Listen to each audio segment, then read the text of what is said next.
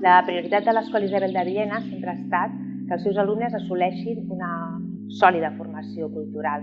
Nois i noies que tinguin molta curiositat, ganes de saber i d'aprendre i sobretot que se sentin molt bé, molt còmodes, molt a gust a la que és la seva escola.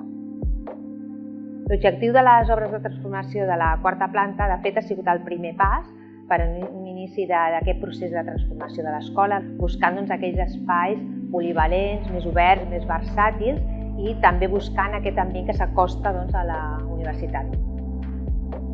L'objectiu de l'encàrrec és pla director d'intervenció a l'Escola Isabel de Villena, que era un procés de treball en el que havíem d'estudiar d'on venia l'escola, en quin moment es trobava l'escola, el seu entorn, i quina escola volia la pròpia escola ser en el futur.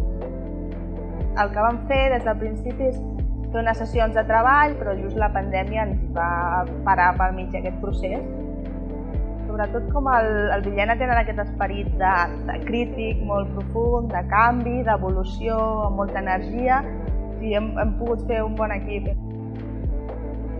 Però pel camí va succeir una cosa que ningú tenia prevista, que és que va aparèixer un virus, i això va fer que el repte fos encara més emocionant, no? Perquè a part de pensar en com havia de ser l'escola del futur, doncs havíem de solucionar un problema que era adaptar-nos a unes necessitats sanitàries importants.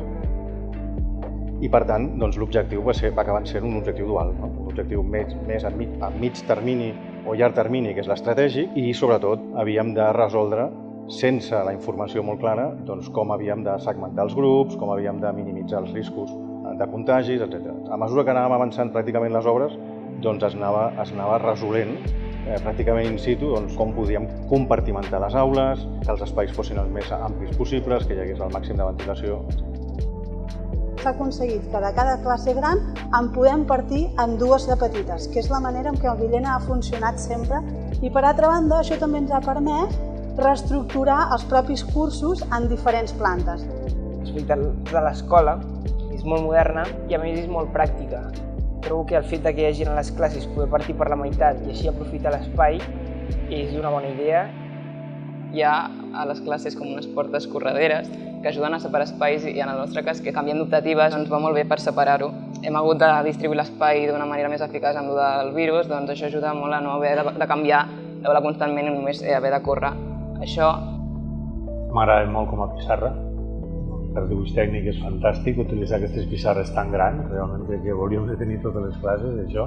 I sobretot pel so. El so és absolutament aïllant. És fantàstic. Un tema que destacaria és el minva del soroll, que jo crec que és un eix important en totes les escoles. Hem reduït molt tant els moviments dels nanos com el soroll. Hem aconseguit portar la llum a dins de l'escola. Entre el passadís i la classe, la paret és de vidre i això dona com sensació d'espai.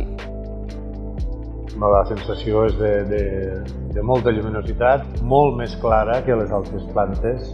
La sensació de claretat, el vidre, la fusta, és a dir, aquests materials nobles que li donen una pau a l'espai. Una última transformació ha sigut ampliar els espais polivalents. Un espai polivalent com aquest, per exemple, en el que esperem que serveixi pels nanos per poder-se relacionar. És un canvi, sembla una altra escola. Sembla tot molt més gran que els altres espais. I ara dona tota una sensació d'amplitud. Un cop acabades les obres, el grau de satisfacció ha estat molt gran, s'han complert els nostres objectius, disfrutem d'una planta molt càlida, molt acollidora, amb molta llum i que és un marc perfecte per desenvolupar la nostra activitat pedagògica.